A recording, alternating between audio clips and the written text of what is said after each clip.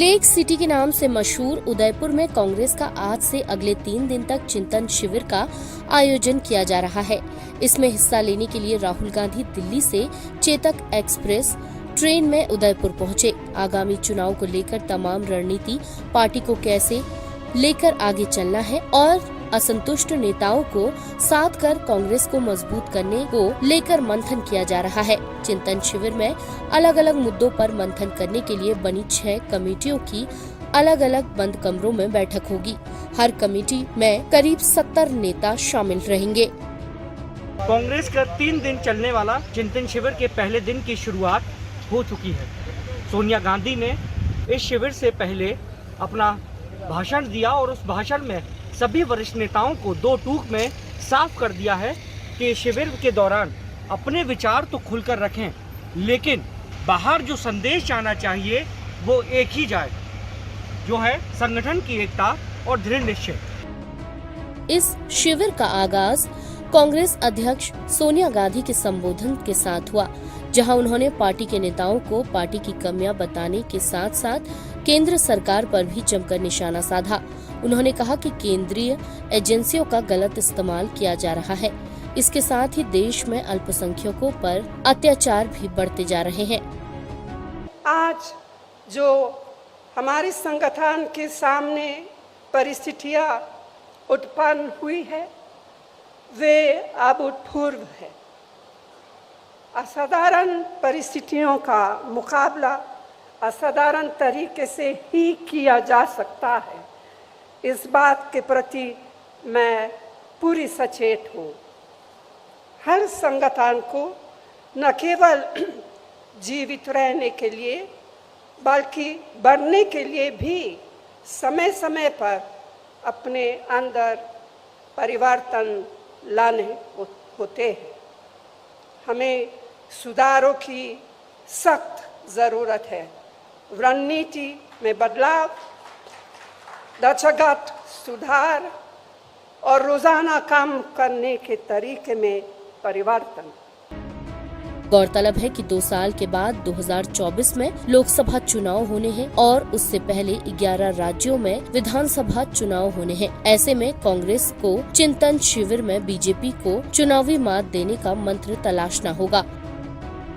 मैं इस वक्त मौजूद हूँ राजस्थान के उदयपुर में, जहाँ कांग्रेस अपना चिंतन शिविर कर रही है। तमाम मुद्दे, तमाम किसानों के मुद्दे, देश की आर्थिक स्थिति व संगठन को किस तरह से मजबूत किया जाए, इन सभी पर अंदर मंथन किया जा रहा है। सोनिया गांधी ने अपने संबोधन में एक बड़ी बात ये कही कि देश की जो बड़ी संख्या है उन्होंने नौकरी की आश छोड़ दी है। वहीं हमारे संगठन में लचीलेपन की उम्मीद की जाती है, लेकिन ये उम्मीद बरकरार रहनी चाहिए और असाधारण परिस्थिति का मुकाबला ही असाधारण तरीके से किया जा सकता है।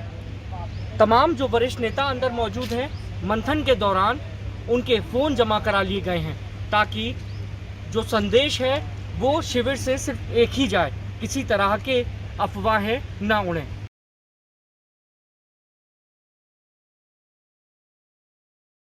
मेरे साथ बातचीत करने के लिए मौजूद हैं कांग्रेस की वरिष्ठ नेत्री रागिनी नायक जी। मैम, चिंतन शिविर 1.5 घंटे तक चला है, किन महत्वपूर्ण मुद्दों पर चर्चा की गई और क्या अभी तक निकल के सामने आ पा रहा है, क्योंकि आपने युवाओं का और बेरोजगारी का एक बड़ा मुद्दा उठाया? देखिए, ऐसे तो 6 कमेटी बनी है जिनमें विस्तृत चर्चा हो रही है, समीक्षा हो रही है, आत्मचिंतन हो रहा है। राजनीतिक मुद्दों पर, संगठनात्मक मुद्दों पर, इसी के साथ साथ सामाजिक न्याय के मुद्दों पर, किसानों से जुड़ी हुई समस्या के मुद्दों पर, और आपने जैसा कि अभी देखा कि युवाओं उनसे जुड़े हुए समस्या, किस तरीके से शिक्षा में उनको बेहतरी के साथ जोड़ा जा सकता है, किस तरह से उन्हें बेरोजगारी से दूर किया जा सकता है, ये तमाम मुद्दे हैं जिन पर चिंतन हो रहा है। और इसमें 1-2 बातें बहुत प्रमुखता से उभर कर जो आई हैं, जो चाहता है इस देश का नौजवान, जो इस चिंतन शिविर के डिस्कशन से भी पता चलता है कि यूथ का पार्टिसिपेशन ज़्यादा से ज़्यादा हो सके इलेक्टोरल प्रोसेस में, जो हमारी निर्णय प्रणालियाँ हैं संगठनात्मक, उनमें ज़्यादा मौका मिल सके, क्योंकि 55% हमारी जो देश की आबादी है वो युवाओं की है। दुनिया का हर 5वां युवा जो है वो भारतीय है। तो तो ऐसे में अगर युवा विमुख होता है राजनीति से तो वो पार्टिसिपेटरी डेमोक्रेसी नहीं हो सकती। इसीलिए कांग्रेस पार्टी ये सुनिश्चित करना चाहती है कि ब्लॉक से लेकर कांग्रेस वर्किंग कमेटी तक 50% 50 की उम्र से कम के लोगों को और नौजवानों को मौका मिले, चाहे वो संगठन के पद हों, चाहे वो अलग अलग कमिटीज़ हों, या मैं कहूँ कि इलेक्टोरल प्रोसेस ही क्यों ना हो। तो ये एक बड़ा प्रस्ताव है जो निर्णय की तरफ बढ़ता हुआ नजर आ रहा है। इसमें महिलाओं की भागीदारी किस तरह से? देखिए, हम हमेशा से ये चाहते हैं कि डाइवर्सिटीज़ प्रिजर्व हो, चाहे वो लिंग्विस्टिक हो, रीजनल हो, रिलीजियस हो या जेंडर बेस्ड हो। तो जातीय तौर पर, भाषाई तौर पर, क्षेत्रीय तौर पर, और मैं कहूँगी कि महिला और पुरुष का भी जो अनुपात है वो इसमें प्रिजर्व किया जाए और उनको ज़्यादा से ज़्यादा मौका मिले। और जैसा कि राजीव जी ने किया था कि राजनीति में नौजवानों की भागीदारी बढ़े, तो 21 से 18 साल उम्र कर दी थी, तो उसी विरासत को, परंपरा को आगे लेके जाने की कोशिश है। ये देखा जाता रहा है कि कई वरिष्ठ नेता असंतुष्ट रहते हैं पार्टी के फैसलों से, विचारों से। इस चिंतन शिविर में क्या उसको भी सुलझाया जाए, ये आपका एक महत्व है? देखिए, मुझे लगता है कि असहमति, विरोध, विसम्मति ये लोकतंत्र का सूचक है और ये कोई गलत बात नहीं है। मतभेद होना चाहिए, मनभेद नहीं होना चाहिए। और इसी तरह से तमाम मुद्दों पर अगर किसी तरीके की 2 राय हैं, 3 राय हैं, 4 राय हैं, तो चिंतन का मतलब ये है कि उन पर बातचीत की जाए। पर जब हम इससे बाहर निकले तो एक आम सहमति बनाकर निकले, संगठन की मजबूती के लिए निकले, चुनावी तौर पर कांग्रेस पार्टी बेहतर कर सके, लोगों के मन में जगह ज़्यादा बेहतर बना सके, लोगों की आकांक्षाओं को ज़्यादा अच्छे से परिलक्षित कर सके और उसी के साथ साथ निरंकुश मोदी सरकार पर मुस्तैदी के साथ अंकुश लगा सके। ये एक आखिरी सवाल, एक परिवार एक टिकट, युवाओं की 50 उम्र से कम की जो है भागीदारी को लेकर, यदि जो तमाम जो वरिष्ठ नेता हैं वो अगर सहमति नहीं होते हैं, क्या वो इनसिक्योर फील करेंगे इस चिंतन शिविर के बाद? नहीं, देखिए, मुझे नहीं लगता है कि इनसिक्योरिटी की बात है कहीं से भी। मुझे लगता है कि जो कांग्रेस पार्टी अपने खून पसीने से चला रहा है कार्यकर्ता, वो क्या चाहता है, और वो क्योंकि वही है जो अंततः जाकर भारतीय जनता पार्टी से या तमाम और दूसरी क्षेत्रीय पार्टियों से लड़ता है, तो उसकी भावनाएं यहाँ पर रखी जाएं प्रतिनिधियों द्वारा और उस पर एक मत, आम सहमति अगर बनेगी तो वो कांग्रेस पार्टी का निर्णय होगा। और उसमें मुझे नहीं लगता कि किसी की इनसिक्योरिटी की बात है। जो अंततः जो भी बड़े निर्णय लिए जाते हैं उसके अनुरूप अपने आप को ढालकर उस परिस्थिति में बेहतर से बेहतर प्रदर्शन करना, मैं समझती हूँ यही राजनेता का धर्म है। शुक्रिया हमसे बातचीत करने के लिए। तो मेरे साथ मौजूद थी कांग्रेस नेत्री रागिनी नायक।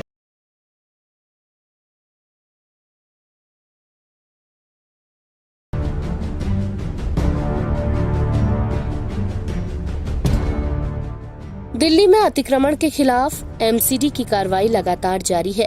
आज दिल्ली के रोहिणी इलाके में अवैध निर्माण पर कार्रवाई की गई, जिसके लिए एनडीएमसी ने पुलिस को चिट्ठी लिखकर 400 पुलिस जवानों की मांग की थी। वहीं दक्षिण दिल्ली नगर निगम में भी कार्रवाई के लिए पुलिस से अतिरिक्त सुरक्षा और उचित संख्या में स्टाफ की मांग की। आज रोहिणी मेट्रो स्टेशन और समयपुर बादली मेट्रो स्टेशन के साथ विष्णु गार्डन से भी अतिक्रमण हटाया गया। इसके साथ ही नरेला जोन में अवैध निर्माण के साथ साथ अवैध मीट शॉप पर भी कार्रवाई की गई, जहां लोगों ने बिना नोटिस दिए कार्रवाई करने का आरोप लगाया। आप लोगों को नोटिस नहीं दिया गया था? पहले नोटिस, कोई नोटिस नहीं आया, ये कार्रवाई कर रहे हैं, ये ना पहले से इन्फॉर्मेशन नहीं थी। पहले अगर नोटिस आया तो बंदा अपने छानबीन करके बैठता है। ये सारा इतना नुकसान कौन झेलेगा? ये बीजेपी सरकार मुर्दाबाद मुर्दाबाद। गवर्नमेंट मुर्दाबाद, बीजेपी की वजह से ये सब बीजेपी करवा रही है। नहीं तो पूरे दिल्ली में चल रही है, नहीं तो पूरे दिल्ली में ड्राइव चल रही है। नोटिस तो देने, कम से कम पहले नोटिस दे दें कि ये चीजें हम अपने आप का बंदोबस्त करके रखें। बगैर नोटिस से कार्रवाई हो रही है। दूसरी ओर इस अतिक्रमण के खिलाफ हो रही कार्रवाई पर बीजेपी और आम आदमी पार्टी में जंग छिड़ी हुई है। दिल्ली के डिप्टी सीएम मनीष सिसोदिया ने बीजेपी सरकार के 63 लाख घरों को तोड़ने के प्लान को उजागर किया और इस कार्रवाई को रोकने का आग्रह भी किया। सबसे महत्वपूर्ण बात इसमें यह है कि दिल्ली में 63 लाख घरों पर भारतीय जनता पार्टी ने बुलडोजर चलाने की तैयारी की है।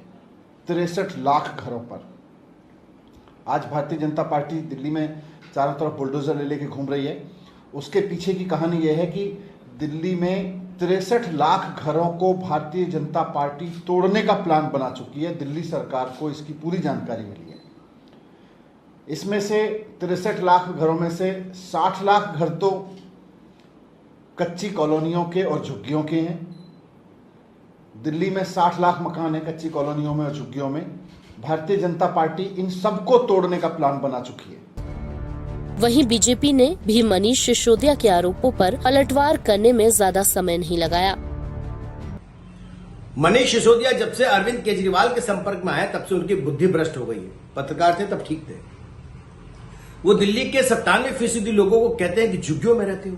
अगर हम सब लोग झुग्गी में रहते हैं तो फिर आप मुझे जरा ये बताइए कि बिजली का कनेक्शन लेना हो, पानी का कनेक्शन लेना हो, सीवरेज का कनेक्शन लेना हो तो आप लाखों रुपए चार्ज के रूप में क्यों वसूलते हो? आप गरीबों को कहते हो कि फ्री राशन देते हो। क्या 60 लाख दिल्ली के अंदर राशन कार्ड है? 60 लाख मकानों के अंदर रहने वाले लोगों की संख्या हालांकि ज्यादा होगी। अरविंद केजरीवाल के संपर्क में आने के बाद मनीष सिसोदिया पूरी तरह से मत भ्रष्ट हो चुके हैं। उनको समझ नहीं आ रहा है क्या करना चाहते हैं। पूरी दिल्ली को झुग्गी वाला साबित करना चाहते हैं तो हमसे टैक्स क्यों वसूलते हो?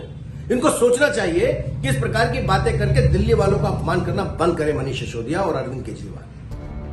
इसके साथ ही दिल्ली में अतिक्रमण हटाने में रुकावट डालने के आरोप में आम आदमी पार्टी के विधायक अमानतुल्लाह खान समेत 5 गिरफ्तार किए गए। इन पर एमसीडी की कार्रवाई के दौरान बाधा डालने और दंगा करने की धाराओं में मुकदमे दर्ज किए गए हैं। इसके बाद विधायक अमानतुल्लाह खान समेत 6 लोगों पर सरकारी काम में बाधा डालने और दंगा फैलाने के तहत केस दर्ज कर उन्हें गिरफ्तार कर लिया गया। बाद में सभी को साकेत कोर्ट में प्रोड्यूस किया गया, जहां से उन्हें 14 दिन की न्यायिक हिरासत में भेज दिया गया है। इस वक्त अमानतुल्लाह खान को जेल नंबर 3 में रखा गया है। दरअसल दिल्ली के मदनपुर इलाके में अवैध अतिक्रमण के खिलाफ कार्रवाई करने एमसीडी की टीम पर पथराव हुआ था और काफी हंगामा भी किया गया। इस भीड़ को काबू करने के लिए पुलिस को लाठी चार्ज भी करना पड़ा था।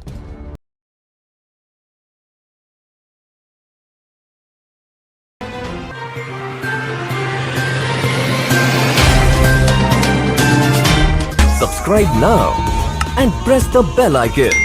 Never miss an update.